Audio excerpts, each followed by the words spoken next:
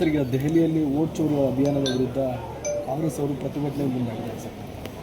ಈ ವೋಟ್ ಚೋರಿ ಇಡೀ ದೇಶದಲ್ಲಿ ಸುಳ್ಳನ್ನು 1000 ಬಾರಿ ಹೇಳಿ ಸತ್ಯ ಮಾಡೋಕ್ಕೆ ಹೊರಟಿರುವಂಥ ರಾಹುಲ್ ಗಾಂಧಿಗೆ ಇಡೀ ಕಾಂಗ್ರೆಸ್ ಪಕ್ಷದ ಭಾಳಷ್ಟು ಜನರಿಗೆ ಅದರ ಮೇಲೆ ನಂಬಿಕೆ ಇಲ್ಲ, ಆ ಅಭಿಯಾನದ ಮೇಲೆ ನಂಬಿಕೆ ಇಲ್ಲ. ಆದರೂ ಕೂಡ ಅವರ ಒಂದು ಪ್ರತಿಷ್ಠೆಗೋಸ್ಕರ ಈ ಎಲ್ಲ ಕೆಲಸ ಕಾರ್ಯಗಳನ್ನು ಹೋಗೋದೆಲ್ಲ ಮಾಡ್ತಾಯಿದ್ದಾರೆ.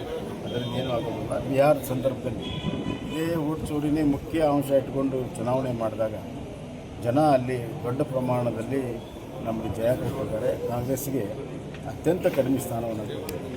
ಆದ್ದರಿಂದ ಇನ್ನಾದ್ರೂ ಅವರು ಅದರಿಂದ ಪಾಠ ಕಲ್ತಿಲ್ಲ ಅಂತಂದರೆ ಏನು ಮಾಡೋಕ್ಕೆ ಸರ್. ಚಾರ್ಜ್ ಶೀಟ್ ಸಲ್ಲಿಸಿರುವಂಥ ಸುಭಾಷ್ ಗುತ್ತಿಗೆದಾರರ ಅಂದರೆ ಆರೋಪ ಸಾಬೀತಾತು ಅನ್ನೋ ಚಾರ್ಜ್ ಶೀಟ್ ಸಲ್ಲಿದ ತಕ್ಷಣ ಏನಾಗೋದು, ಅದು ಪ್ರಾಸಿಕ್ಯೂಷನ್ನಲ್ಲಿ ಥ್ರೂ ಆಗಬೇಕು, ಕೋರ್ಟಲ್ಲಿ ಥ್ರೂ ಆಗಬೇಕು.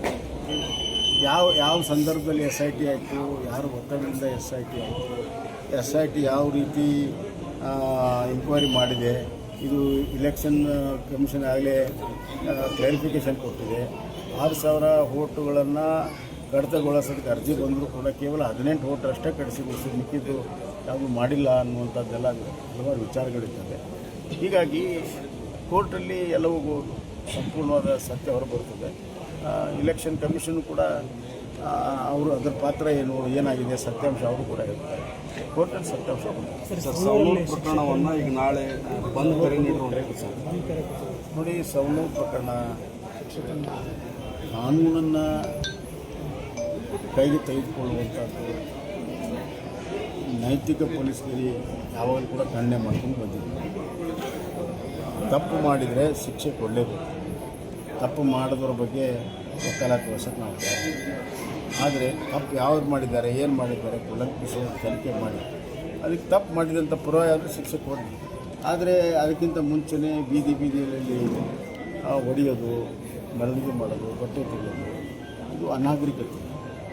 ನಾವು ಇಲ್ಲಿ ಭಾರತದಲ್ಲಿ ಸಂವಿಧಾನಬದ್ಧವಾಗಿರುವಂಥ ಪ್ರಜಾಪ್ರಭುತ್ವದಲ್ಲಿ ಇದಕ್ಕೆ ಅದಕ್ಕೂ ಅವಕಾಶ ಇಲ್ಲ. ಆದ್ದರಿಂದ ಅಮಾನ್ಯವಾಗಿ ಮಾಡುವಂಥ ಯಾವುದೇ ಕೃತ್ಯ ಅದನ್ನು ನಾವು ಎಂದೂ ಕೂಡ ಬೆಂಬಲಿಸಲು ಸಾಧ್ಯ ಇಲ್ಲ. ಅದಕ್ಕೆ ಜನ ಆಕ್ರೋಶಗೊಂಡಿದೆ. ಇಂಥದಕ್ಕೆ ಪೊಲೀಸರು ಅವಕಾಶ ಕೊಡಬಾರ್ದು. ಪೊಲೀಸರ ನಿಷ್ಕ್ರಿಯೆಯಿಂದಲೇ ಇಷ್ಟೆಲ್ಲ ಬಂದಾಗ ಅವ್ರ ಸಮ್ಮುಖದಲ್ಲೇ ಹೊಡೆದಿದ್ದಾರೆ ಸರ್. ಪೊಲೀಸರು ಸಂಪೂರ್ಣವಾಗಿ ನಿಷ್ಕ್ರಿಯಾಗಿದ್ದಾರೆ. ಪೊಲೀಸರು ಈಗ ಸಾಕಷ್ಟು ರೇಪ್ಗಳಾಗ್ತವೆ, ಸಾಕಷ್ಟು ಕಿಡ್ನ್ಯಾಪ್ಗಳಾಗ್ತವೆ. ಹಾವೇರಿಯಲ್ಲಿ ಎಷ್ಟಾಗಿಲ್ಲ ಕಿಡ್ನ್ಯಾಪ್ಗಳಾಗಿದ್ದಾರೆ. ಕಡಿಮೆ ವಯಸ್ಸಿನ ಬಾಲಿಕೆಯರ ಮೇಲೆ ಅತ್ಯಾಚಾರ ಆಗಿದೆ. ಆ ಪುಂಡಿ ಪೋಕರಿಗೆ ಹಿಡಿದಕ್ಕೆ ತಯಾರಿಲ್ಲ. ಅಂದರೆ ಕಾನೂನಿನ ಉಲ್ಲಂಘನೆ ಮಾಡೋರು ಕೆಲಸ ಕೊಟ್ಟಿದ್ದರಿಂದ ಇವತ್ತು ಈ ಎಲ್ಲ ಘಟನೆಗಳಾಗಿದೆ. ಇಂಥ ಕೇಸಲ್ಲಿ ಅವ್ರು ಕೂಡಲೇ ಕ್ರಮವನ್ನು ತೆಗೆದುಕೊಂಡಿದ್ದರೆ ಆ ವ್ಯಕ್ತಿ ಯಾರು ತಪ್ಪು ಮಾಡಿದ್ದಾರೆ ಅವ್ರ ವಶಕ್ಕೆ ತೆಗೆದುಕೊಂಡು ಮಾಡಿದ್ದು ಅವಾಯ್ಡ್ ಆಗ್ತಿತ್ತು.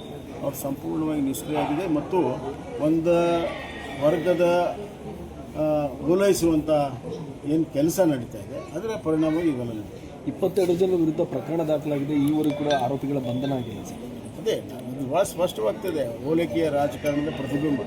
ಶಾಸಕರು ಹೇಳ್ತಾ ಇದ್ದಾರೆ ಅಭಿವೃದ್ಧಿ ಪರ, ಕೆಲವರು ನೀರು ಹಾಕೋರಿದ್ದಾರೆ, ಕೆಲವರು ಬೆಂಕಿ ಪೆಟ್ರೋಲ್ ಹಾಕುವವರು ಕೂಡ ಇದ್ದಾರೆ ಅನ್ನೋ ಮಾತನ್ನ ಅವ್ರು ಹೇಳ್ಬೇಕಲ್ಲ. ಯಾರು ಪೆಟ್ರೋಲ್ ಹಾಕಿದ್ದಾರೆ, ಯಾರು ಬೆಂಕಿ ಹಾಕಿದ್ದಾರೆ,